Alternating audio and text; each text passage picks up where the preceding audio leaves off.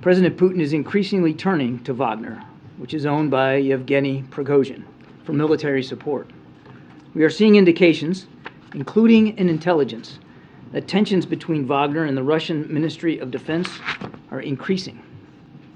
Wagner is becoming a rival power center to the Russian military and other Russian ministries. Publicly, Prigozhin and his fighters have criticized Russian generals and defense officials for their performance on the battlefield. Prigozhin is trying to advance his own interest in Ukraine, and Wagner is making military decisions based largely on what they will generate for Prigozhin in terms of positive publicity.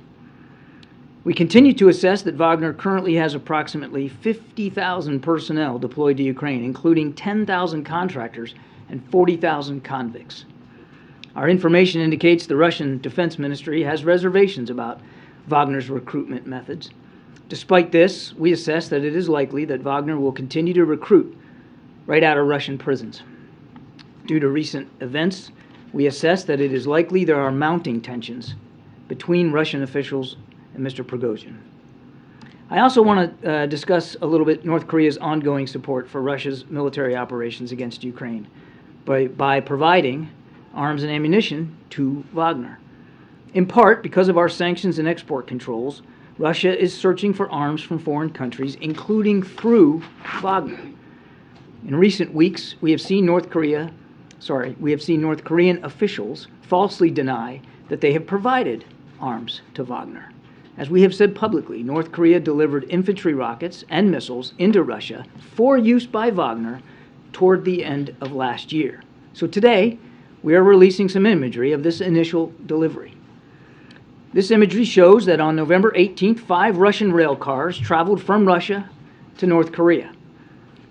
On the next day, November 19th, North Korea loaded those rail cars with shipping containers, and the train returned to Russia. Now, while we assess that the amount of material delivered to Wagner has not changed battlefield dynamics in Ukraine, we do expect that it will continue to receive North Korean weapon systems. We obviously condemn North Korea's actions, and we urge North Korea to cease these deliveries to Wagner immediately. And we are going further by taking action against Wagner itself. Last month, the Department of Commerce designated Wagner as a military end user, which means we expanded the entity listing of Wagner to ensure that it cannot access equipment anywhere in the world based on U.S. technology or production equipment. Today, we are announcing additional actions that we are taking to help Ukraine defend itself against Russian and Wagner forces. First, the Department of Treasury will be designating Wagner as a significant transnational criminal organization under Executive Order 13581 as amended. In coordination with this designation, we will also impose additional sanctions next week against Wagner and its support network across multiple continents. These actions recognize the transcontinental threat that Wagner poses, including through its ongoing pattern of serious criminal activity. With these actions, and there will be more to come, our message to any company that is considering providing support to Wagner is simply this. Wagner is a criminal organization that is committing widespread atrocities and human rights abuses, and we will work relentlessly to identify, disrupt, expose, and target those who are assisting Wagner. Second, as we have stated previously, the arms transfers from the DPRK are in direct violation of United Nations Security Council resolutions. So today, we shared information on these violations with the Security Council's DPRK Sanctions Committee panel of experts. We will continue to raise these violations at the Security Council alongside our allies and partners. And third, of course, and I think you saw Secretary Austin and Chairman Milley and Ramstein today at the 8th iteration of the Ukraine Defense Contact Group, we are continuing to provide Ukraine with the weapons and equipment that it needs to defend itself. And you saw today the significant new package of security assistance, which included more than 500 armored vehicles, including Bradleys, Stryker combat vehicles, mine-resistant ambush-protected vehicles, otherwise known as MRAPs, and of Humvees, all in addition to the armored vehicles that we have already announced. Now, this package also contains critical additional air defense capabilities, including both more air defense systems and more surface-to-air missiles, as well as more ammunition for the artillery systems and the HIMARS, the advanced rocket systems, that the U.S. has already previously provided to Ukraine. Look, we've been clear, and the president has been consistent. We're going to continue to support Ukraine for as long as it takes to defend itself, to defend its sovereignty, and to defend its territorial integrity. You saw those actions today, and everything we're doing as well with respect to North Korea and Wagner also reinforces those efforts. Thank you. Okay, let's take a couple of questions. Thank you. Can you explain what the practical effect is of this designation of a transnational criminal organization? It will open up additional avenues for us to continue to not only sanction Wagner and put more squeeze on their ability to do business around the world, but will assist others in doing the same. It will broaden the network of nations and institutions that will be able to stop doing business with Wagner. And then can I just ask one other question on Ukraine? What is the level of frustration here at the White House over Germany's position on giving tanks to Ukraine, especially since Germany doesn't have to give their own tanks, they just have to allow another country to send tanks to Ukraine? We're working not only in lockstep with the Ukrainians, but with allies and partners all over the world. And these are all decisions that each nation makes for itself, sovereign decisions.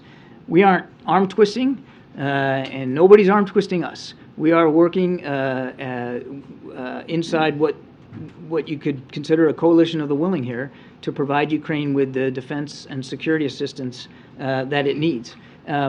Germany, obviously a strong NATO ally, but they have stepped up. They have provided a lot of equipment, including some air defense and some armored vehicles of their own to Ukraine. And they have, as we have, evolved their support to Ukraine over time as the war has evolved and changed. And we are just in a different phase now in this war, and so we're all talking about what kinds of collective capabilities can be provided. Way in the back. Yes, John. Thanks, Terry. John, you've been asked this question many times. When you say you will continue to support Ukraine as long as they want, what do you mean by that? As long as they need, what do you mean by that?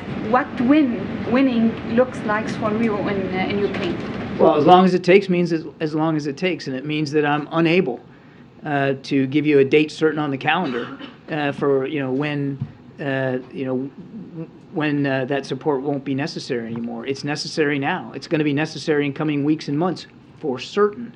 And we want to make sure that we're meeting the need as best we can for Ukraine. And what does winning look like? President Zelensky gets to determine what victory looks like. We're not dictating that to him either. What we've said is we're going to continue to help them defend themselves, defend their sovereignty, win back their territory as they should, as they must, and to defend their citizens and their infrastructure. What territory? Crimea do you want them to retake Crimea? Crimea is Ukraine, and decisions about parts of Ukraine that Ukrainian armed forces are going to fight over or fight in or strike, that's up to President Zelensky and his military leaders. Thank you very much, Karine and John. I have a question about Brazil. President Lula said he's coming to the White House February 10th. So my first question is, can you confirm the date? I can confirm that we look forward to seeing President Lula early next month. And this week, President Biden said that the institutional structures in Brazil are collapsing. Is the White House concerned that the risks remain high in Brazil and democracy in Brazil is still a danger?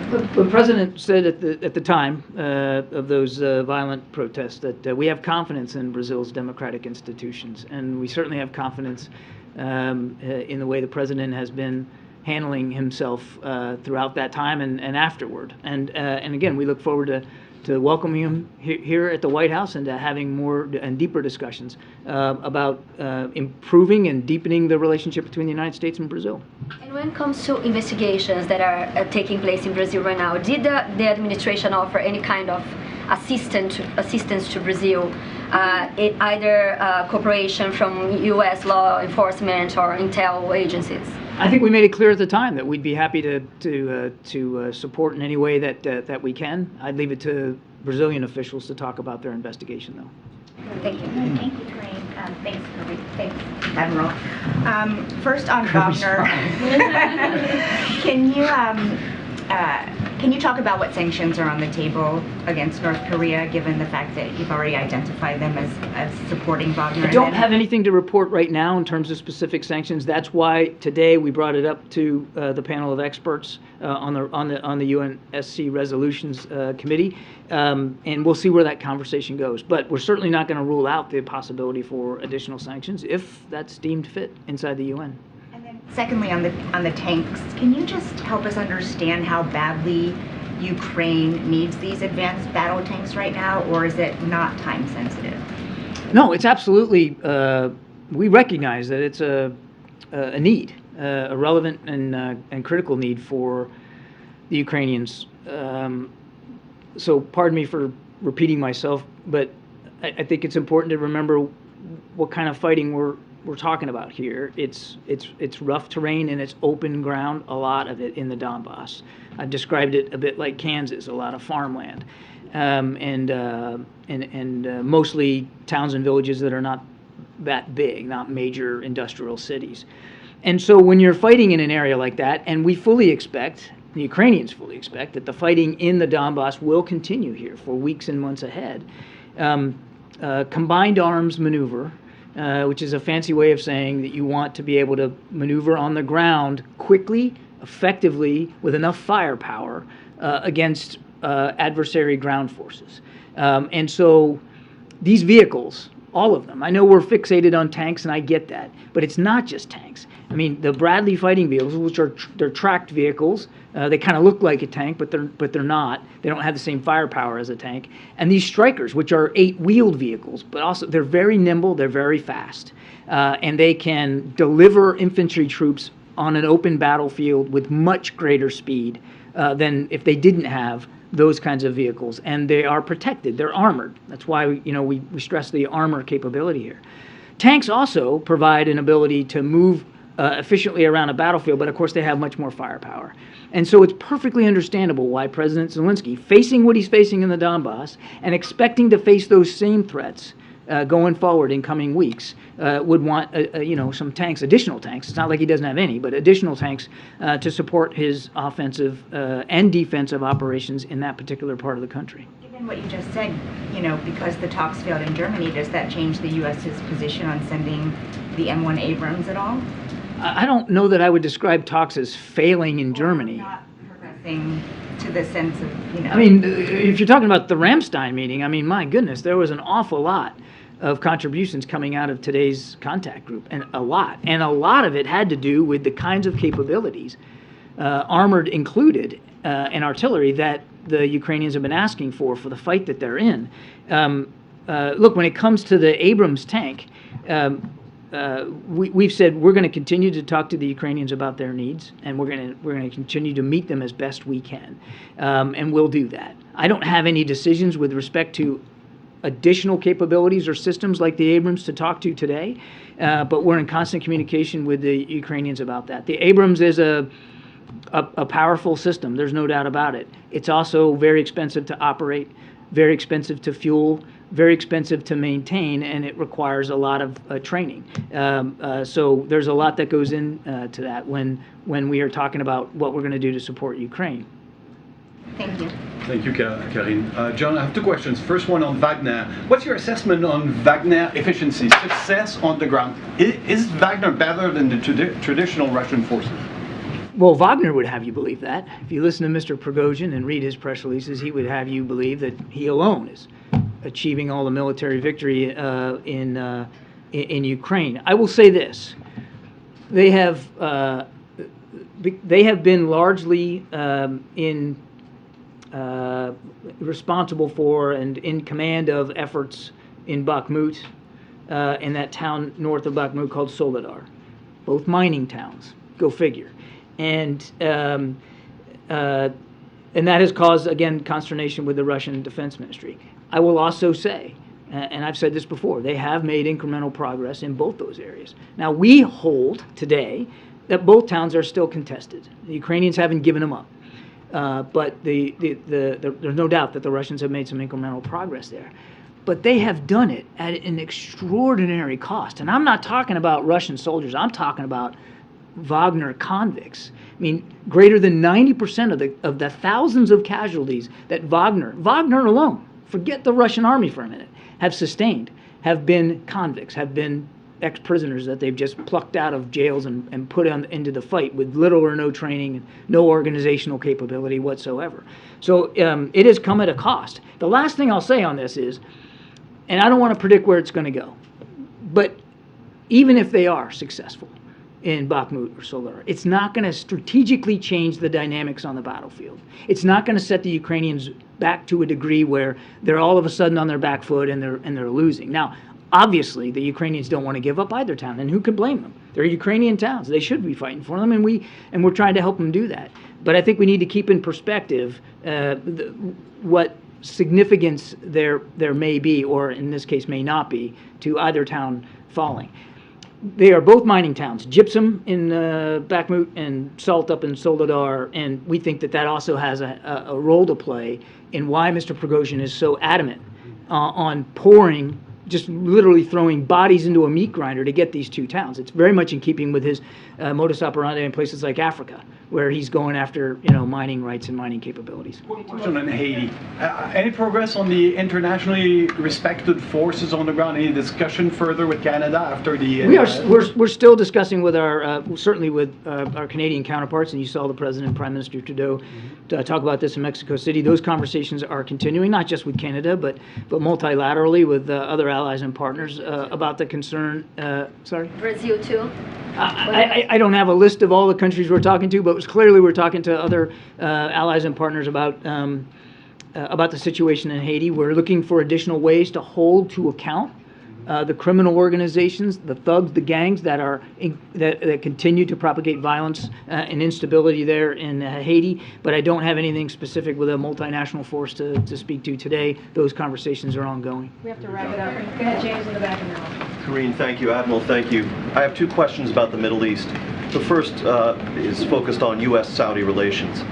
The decision on production levels by OPEC Plus that so incensed the administration was announced on October 5. That prompted the administration to vow that there would be a recalibration of the U.S.-Saudi relationship, and as a feature of that some kind of adverse consequences would be imposed on the Saudis. We are now closing in on February. It seems to me that whatever consultations the administration would have wanted to pursue internally and with members of Congress on the Hill have had ample time to unfold at this point, and no such consequences have been announced. Do you want the Saudis to understand that there will be no consequences? I beg to differ, James. I mean, you saw shortly after that decision that Congress even put more restrictions on arms sales to Saudi Arabia. So there's already been, just in terms of arms sales, an effect on Saudi Arabia. And the discussions continue. We didn't say we were going to do some sort of homework assignment and get back to you in 2 weeks. We said we were going to continue to look at this relationship to make sure that it's best serving the American people and our national security interests, and the president's going to keep doing that. That said, and I've said this many times before, Saudi Arabia is a strategic partner. It's an important relationship for both our countries, and so we have to be mindful of the shared interest and common security challenges that we both face. On Iran, can you attest that since President Biden took office, Iran has not diminished its breakout time? I'm not going to talk about intelligence matters that I am not allowed to talk about here at the podium with respect to specific breakout time for the Iranians. What I can tell you, James, is that we continue to believe that their breakout time is shortening because there's no deal in place. The president's been clear that we are not going to allow Iran to achieve a nuclear weapons capability. He's serious about that. So you're telling us that absent a renewed JCPOA, you have no options for keeping their breakout time where it was? That is not what I'm saying at all. I said the president said we're going to make sure that Iran cannot achieve a nuclear weapons capability. We're not focused on the Iran deal right now. Iran decided that they weren't going to take the negotiations seriously and instead decided to brutalize their own people and to support Russia's war in Ukraine. And so that's where our focus is. But we also have to make sure that we have all the capabilities and resources available to us in the region and beyond to defend our national security interests. That's what the president said. That's what we're focused on. Thank you. There has been said that detained American citizen that they say were suspected of gathering biological intelligence. It's been a day now. Has the administration been able to make contact, been in touch? Anything you can say about that? I don't have an update for you on that. Let me take the question and see if we can get you something. I don't have an update for you. Can I ask you one more Russia-related question? The Coast Guard yesterday off Hawaii said that they were keeping track of a Russian sort of spy ship, intelligence gathering ship. At what point does that concern you? At what point is that so unusual that we need to figure out exactly what they're doing? It's not unusual. I mean, obviously, we're mindful of it, and we're going to continue to monitor. I think you saw our commanders out in the Pacific talk about that. We'll obviously monitor that, but it is not completely atypical behavior for the Russians. And, you know, the fact that we see it, we talked about it, we know they're there, I think tells you that we take it seriously. Seriously, but not concerned. I didn't say that at all. I mean, of course, we take it seriously. I mean, we understand that the Russians are going to try to collect intelligence through a variety of different means. That's not new. What I'm saying is it's not a completely new phenomenon. It's not something we haven't seen before, and we know how to treat it. We know how to deal with it. Jeff, last question. Thanks very much. Two questions, John. First, on the North Korea aspect, how do you judge where they're getting money to help Russia if it's a country that reports show is having trouble feeding its own citizens? Yeah, not every country that should observes the sanctions regime. So they are still able to trade with countries like Russia and with China. Obviously that's a whole different set of problems, but they are able to skirt sanctions to continue to funnel money into their economy. But let's keep it in perspective, Jeff. This is not a burgeoning economy. This is not a country that is wealthy by any stretch or is necessarily viable and flexible in the global economy. And one follow-up on Darlene and Weeja's questioning. What does Germany, from your perspective, need to hear now, either from the United States or from the rest of the NATO allies before giving a green light to those Leopard tanks? I don't think they need to hear anything specific from the United States other than what we've been saying, Jeff, which is that these are sovereign decisions. We respect them. We welcome them. We do believe that there is a need for armored capability, including tanks inside Ukraine. And the Leopard tank is a terrific system. Very, very modern, very effective. And so I think we've been nothing but clear, privately and publicly, with Germany and all our allies and partners, that if you can meet a need that the Ukrainians have, then we obviously want to see you do that. And again, I point you back to today in Ramstein. I mean, so many nations showed up to contribute and to offer additional capabilities, including in the armored space to Ukraine. So I mean, I think, again, we've been very consistent on this. One more Ukraine. Guys, we don't have a lot of time, so thank you so much, John. Have a good weekend. All right, happy 2-year anniversary to us. Anyway, all right, today marks 2 years since President Biden and Vice President Harris were sworn in to office, as you all know. In the past 2 years, we have seen significant economic growth, and President Biden built the most historic legislative record since the Johnson administration. In fact, over the last 24 months, nearly 11 million jobs have been created, including 750,000 manufacturing jobs. The unemployment rate is near a 50-year low. Nearly 10.5 million Americans have applied to start a new small business. Inflation is now at its lowest since October of 2021. We funded 7,900 projects through the bipartisan infrastructure law, reaching over 4,000 communities all across the country. And private companies have announced nearly $300 billion in investments across the United States. The president will mark today's anniversary with nearly 200 bipartisan mayors from across the country, which will be happening very, very soon. And you will hear more from both the president and some of our nation's mayors who are here today after the briefing. Really quickly, I have one thing that I want to share with all of you, which is the week ahead. It is Friday. Today, the president will be traveling to Rehoboth, Delaware. He will return to Washington, D.C. on Monday.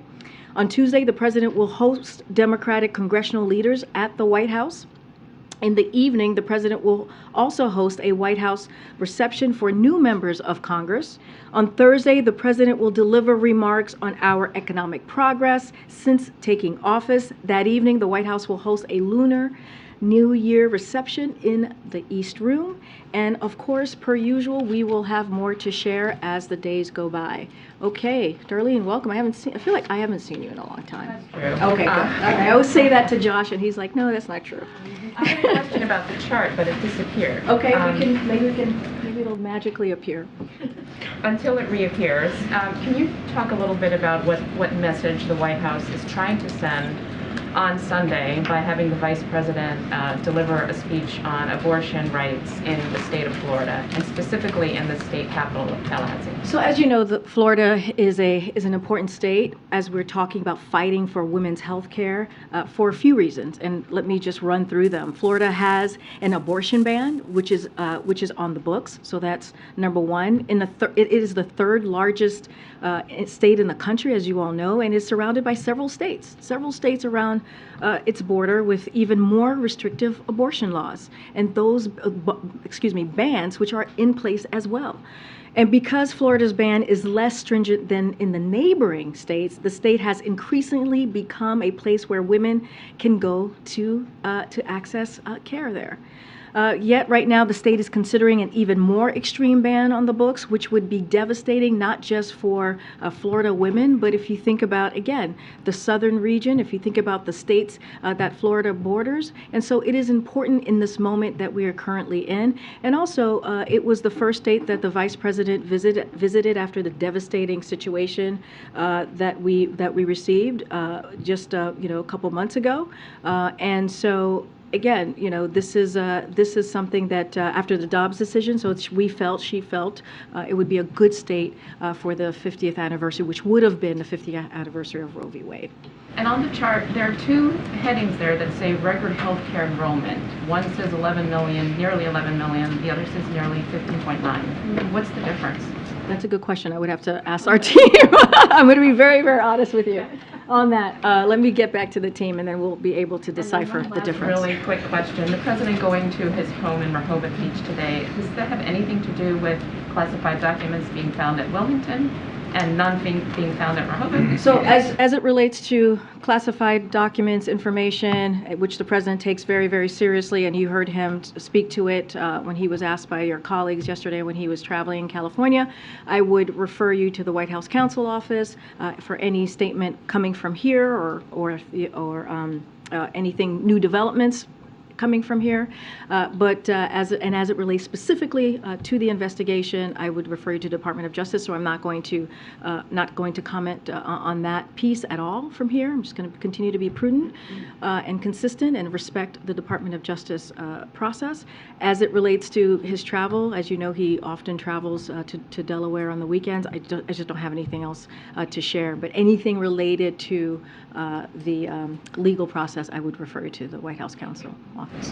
I'm going to try and go around here. Joey, I haven't gone through. Yeah, thank you. What was the White House's reaction to Governor Ron DeSantis' education department blocking the teaching of AP African American Studies, saying it violates Florida's new state law and, quote, significantly lacks educational value? Does the White House have concerns about this action by the DeSantis administration? So first, I want to be very clear. The administration does not dictate any curriculum for local schools. That is not something that we do here. But there is something that we do want to comment. It is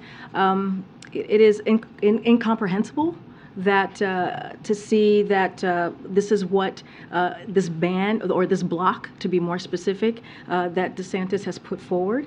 If you think about the study of Black Americans, that is what he wants to block. And again, these types of actions aren't new. They are not new from what we're seeing, especially from Florida. Sadly, Florida currently bans teachers from talking about who they are and who they love, as we've talked about many times here in this briefing room.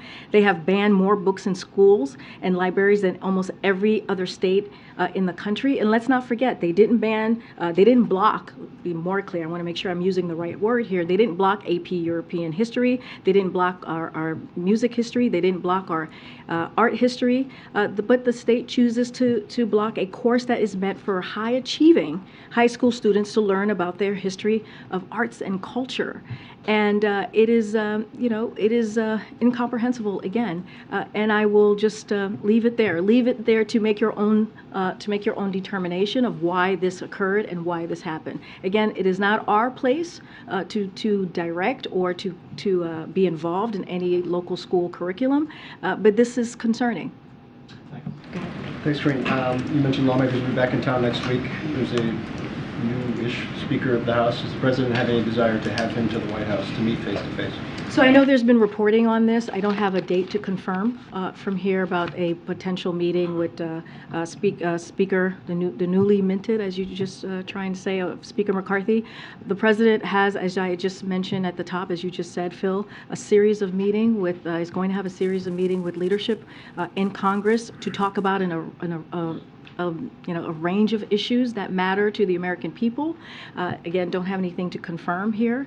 And one of the things that the President is looking forward to do is talking about issues that matter to the American people, as I just stated, but also to continue to develop and grow their relationship, their working relationship together. I don't have, again, I don't have a specific date to announce from here. Just for clarity's sake, when a meeting happens with the Speaker, if the Speaker brings up the debt limit, would the President reiterate the position that you guys have been firm on? Well, I'll say this. Look, it's a range of issues, and I just said the President has been very clear about where we stand on the position of default. Really, very clear. I've said it. The President has said it. It is something that has been repeated when you think about dealing with the debt limit, when you think about what Congress has been able to do the last 3 times with the last administration, and it's a responsibility that they have. It is a basic responsibility that Congress has to deal with the debt ceiling. And so we have been clear on this. The President has been clear on this. It should not be used as a political weapon, we should not be putting it in a hostage situation. We should be dealing with this in a way that is responsible. We're talking about the American people. We're talking about jobs. And more broadly, this is a president that I just talked through the first 2 years of this presidency and what he has been able to do with the economy, building an economy from the bottom up and the middle out. And the President wants to continue to build on our successes. And that's what Republicans in the Congress should want to do, continue to build on that, work with us, not take us back. And so that's going to be the focus of this President, as he has been focused on this past 2 years. The pool is together. Okay. Well, if the pool needs to go, I'll continue. Go ahead. So, isn't it customary to have a meeting with the Speaker and the First Speaker of Congress returning? Is this in effect a snub of Speaker McCarthy, and how should we take this? No, look, the President is looking forward to meeting with Speaker McCarthy. We are. I just don't have a date to share with all of you at this time, but he is looking forward to meeting with Speaker McCarthy and to. There's a meeting about the debt limit specifically. Well, no, I mean, look, it's going to be about a range of issues, right? And when the President speaks to members, when he has meetings with members, he talks about a range of issues. I don't want to get ahead of a meeting that has not been locked in. It's a little bit of a hypothetical here. But again, when the President normally talks to congressional members, when he has meetings with them, there are a range of issues that are talked about. But we have been very, very clear from here about where we stand when it comes to the debt ceiling. I have been clear. The President has been clear. It should not be used as a political football. But again, he's looking forward to meeting with the Speaker and continue to build on that relationship. Does the President have a view on whether it should be suspended or whether it should be increased? Under Trump, 3 times it was suspended and then snapped back in. Look, we think that Congress should deal with this in a bipartisan fashion, as they have about 78 times in the past. This is something that Congress has done. It is their basic responsibility as a congressional member, and that's what we want to see. Anything else about the specifics, that's up to Congress. But this is something that needs to be dealt with. We're talking about jobs, right? We're talking about seniors. We're talking about veterans. Right? We're talking about real life potential issues that could affect Americans across the country. So it should not be used in a way to hold the debt ceiling in hostage, right? Because they want to cut Social Security, right? Because Republicans, MAGA Republicans in the House want to cut Social Security, or they want to cut Medicare. That should not be where we are right now. We should not be moving forward in conversations about the debt ceiling in that way. They should be dealing with it. Okay. What does the president mean when he said no regrets? Because he's also said he takes very seriously the handling of classified documents. So I'm unclear what he means about no regrets. So I'm not going to comment further from what the president has said yesterday. I think he laid out his thoughts. He was asked about it. He laid out his thoughts of whatever question he was asked. I'm not going to get into specifics, or I'm not going to go beyond what the president has said. But I will reiterate from here that and basically what he said to all of you many times at this point, that he does indeed take classified information and seriously. He does indeed take classified documents seriously. I'm just not going to go beyond that. I would refer you to the White House counsel's office for any specifics on the president's comments or how the process is moving forward. Can you just shed light on was he referring to sort of the rollout of the information, or about the timeline, or I'm just unclear about what he's not regretting. And Kelly O, I totally understand the question. I totally understand why you may want clarity here, but I'm going to be prudent. I'm going to be consistent here. I'm not going to comment on the ongoing process, the legal process from here. I will just let the president's words stand for itself. I'm going to go around here. Go ahead. Thanks. Quickly, do you have any update on the president getting a physical? He hasn't had one in a year. I don't know if he intends to get one. Yeah, I've spoken to this a couple of times. He will have one by the time the end of this month is out, and so we will do the same that we did the last time. And back in 2021, we provide with full transparency his medical physical, and so again, we're going to do the same thing. We're going to be transparent. We will share the information. We will have more to share about that before the month is over. And then I also wanted to ask, without speaking about the investigation or the special counsel specifically, if you could walk us through a little bit of what the process in general is supposed to be when classified documents are improperly found, and if the White House has any role in those circumstances, if they refer anything to the Office of Director of National Intelligence, or sort of what that process should be. Again, sort of not necessarily referencing the current situation, but just in general. I hear the question. It's been asked to me many different ways, many different times. I'm trying yet another. And I appreciate the effort. Again, I am going to refer you on the particulars of the process and how it goes down and how it works. I'm going to refer you to the White House Counsel office, my colleagues there. They will be happy to engage with you and listen to your question and answer it the best that they can. I am just not going to be speaking it from here, and my colleagues who have already been engaging with many of your colleagues and probably you over the last 2 weeks, I'll let them take care of that. Okay. Yeah, thanks, Karine. Could you just speak a little bit more about why is it Vice President Harris who's going to be giving the speech, in particular on Sunday?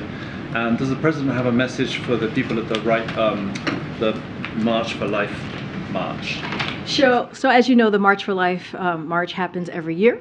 And so we support peaceful, free, even when we disagree with it. Clearly, it is not an issue, and their point of view we do not agree with.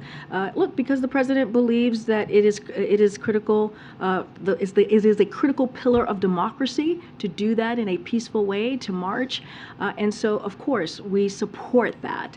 But that said, we want to make sure that we continue to underscore the ongoing ongoing attacks on women's rights to make their own healthcare decision. This is something that the Biden-Harris administration has taken very seriously. This is something that you have heard us take action, executive action on. And this is something an issue that we're going to continue to ask Congress to make sure that they take actions on this as well as we go into the next couple of days into what would have been the 50th anniversary of Roe v. Wade.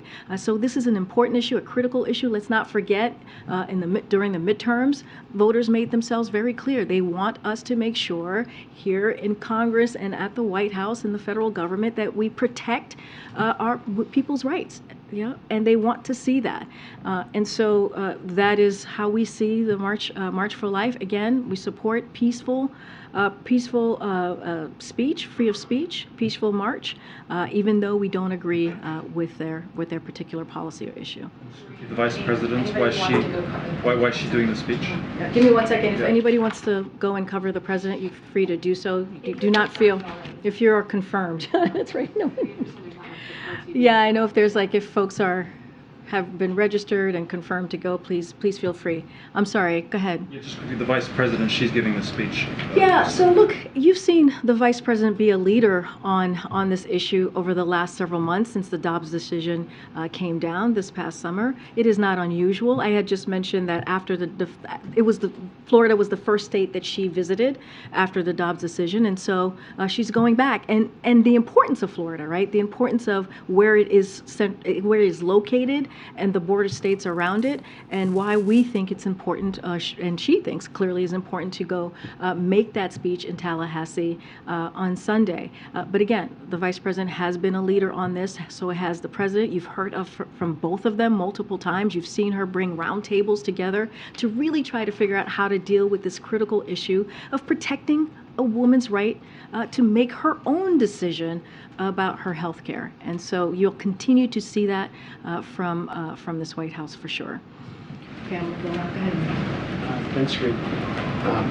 Yesterday, the former president, President Trump, called for the jailing of a pair of reporters from Politico who published that leaked Supreme Court opinion last year, as well as the editor who supervised them and the publisher of Politico. And I know there was a White House statement that went out earlier today, but I was hoping you could weigh in a little further on how the president feels about that sort of talk and his commitment to press freedom. I can tell you that the president believes the freedom of press is part of the bedrock of our American democracy. That is something that he truly believes, and that we should continue to fight for.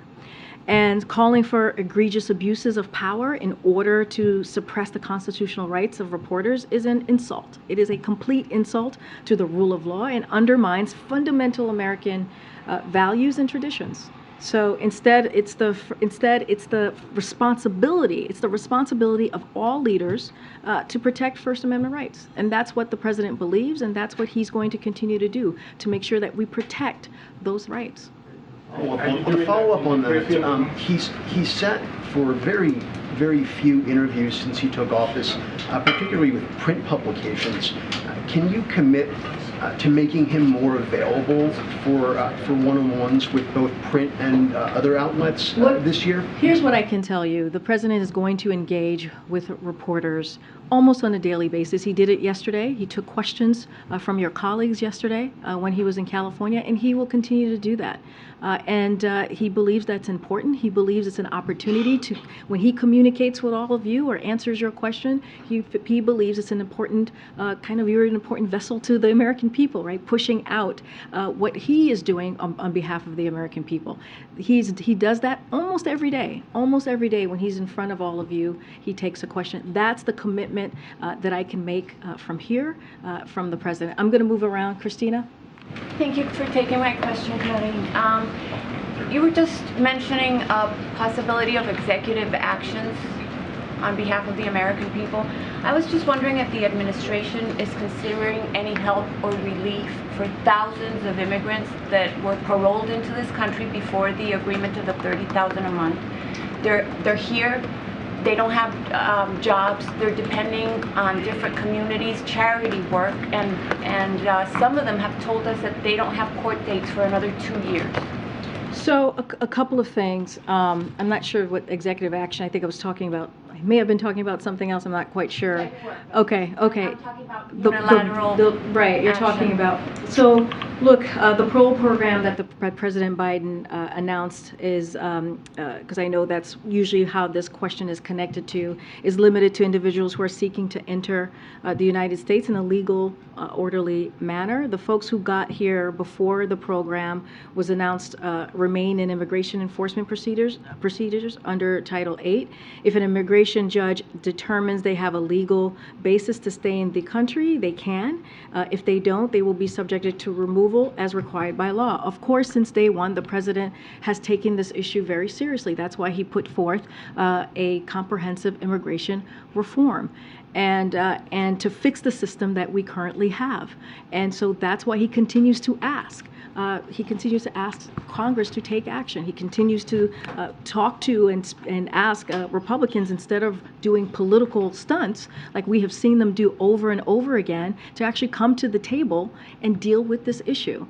This is a president who has done more on this issue than any other president. When you think about the record funding that he's been able to put forth, and also trying to figure out multiple ways to deal with immigration, to deal with people who want to come in and come through a legal process. He's offered many avenues to do that. And so, look, he has used the tools that are in front of him to deal with immigration, to deal with border security. But again, he needs Congress, especially Republicans in Congress, to stop doing political stunts and to come to the table and actually deal with an issue that matters to the American people in a real concrete way, not in a way that we're doing political stunts and putting people's lives at risk. Go ahead, Mayor. Thanks, Bridget. On the topic of executive authority, the president's proclamation today, marking what would have been the anniversary of Roe v. Wade, said that he would continue to use executive authority to protect women's rights. What other actions are on the table? And if there are other possible actions on the table, why hasn't he taken them yet? So look, we're going to take a look of the tools that the president has in front of him to see if there's any other executive actions clearly that he can take. But he took some. Right after the Dobbs decision came down, he took a couple of executive actions, and he took them right away in consultation with organizations who really are fighting every day for women's rights. But again, the way that we are going to really deal with what we're seeing currently with Roe v. Wade and making sure that it becomes law is for Congress to act. And that's what you're going to continue to hear from this president. That's what you're going to continue to hear from the vice president. And he's going to certainly, and she will too, use their platform to make that very clear to the American people. You guys feel like you've exhausted your options? I'll just say this. I mean, the proclamation pretty much laid it out very clearly. We're going to see what else we can do. But again, it's going to take congressional action to truly deal with this issue. Okay. Go ahead. Does the president have any concern about the number of job cuts that are happening in the tech sector? Alphabet announced, it's Google's parent company, obviously announced 12,000 job cuts today, follows Microsoft earlier this week, following several thousand from last year as well. Is this something the president is concerned about? So of course we watch very closely when we hear these types of reports of Americans losing jobs. That is something that the president is certainly aware of and watching, and clearly his team. But there are data that shows, and I mentioned this the other day, that companies are still continuing to grow. That is important, and they're investing in the United States. So those data points exist. We're seeing that. Layoffs remain record low. According to job opening data, the U.S. economy continues to grow. Initial unemployment claims are historically low, and the unemployment rate is a 50-year low. So leading analysts have publicly stated that they do not believe the recent layoffs in the tech industry are indicative of trends in the broader economy. But of course, when we hear that Americans are losing jobs, we certainly watch that very closely. One clarification, if I can, on the president's answer yesterday to the documents. He said in that answer that he is doing everything that attorneys are asking him to do, so his protocol and everything. Was his answer vetted through counsel or anything like that? Can you tell us that? I mean, it's the same thing that he has said before, which is he and his team are cooperating fully. That's the same. That's the same answer he has given many times, and so has his White House counsel's office. Is that his and his team talking about it in the way that he did? Again, that's nothing new. He has said that before. But again, I'm not going to parse the words of the president. It is, you heard him say what he gave his remarks and make his statement. I'm just not going to dive into that. And then on the meeting on Tuesday with Democratic members, can you sort of characterize what that meeting is? Is it sort of a temperature taking as agendas and priorities are set for the upcoming State of the Union speech? Well, look, I mean, it is part of the new Congress, right? New leadership with the new Congress is an opportunity, clearly ahead of the State of the Union, to connect and continue to grow the relationships that he has with leadership. And they're going to talk about a range of issues. It is not uncommon. I think somebody just pointed that to me. I think it was Josh who said, how common it is for the president to meet with leadership at this time. So again, we're doing what the president believes is important as he tries to deliver for the American people, to try and do that bipartisanship that he talked about right after the midterms, because that we understand that's what the American people want to see, and so that's what you're going to see next week with the president. Go ahead, Steve. Thanks. Back on what you said in your answer to Josh about the debt ceiling and the question of entitlements. The Nonpartisan Committee for a Responsible Federal Budget said in the fall that what the president was arguing in the lead up to the midterms was that Republicans would cut Social Security, cut Medicare, but the president was not offering his own specific plan for how to ensure the stability of those programs. There were a few sentences on the campaign website 3 years ago. Does the president have a plan to ensure that Social Security and Medicare will remain solvent in the future? This is now the halfway point of this administration. The president's plan is that he's going to protect Social Security, he's going to protect Medicare, and what he is saying very clearly here, and we have said this, you heard us, as you mentioned, you heard us say it during the fall, is that we're going to continue to call out Republicans who are threatening. They are threatening to force cuts on Social Security, on Medicare, and critical programs that benefits everyday Americans because they want to play this political gamesmanship. And that is something that we are going to call out. As it relates to the debt ceiling, this is something that should be done in a bipartisan way.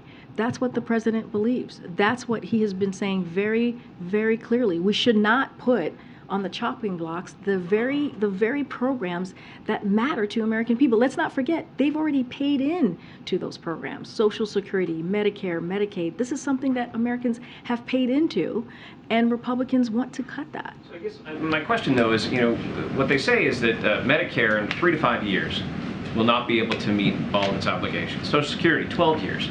Will not be able to meet all of its obligations. The president's been president for 2 years. He hopes to be president for 6 more years.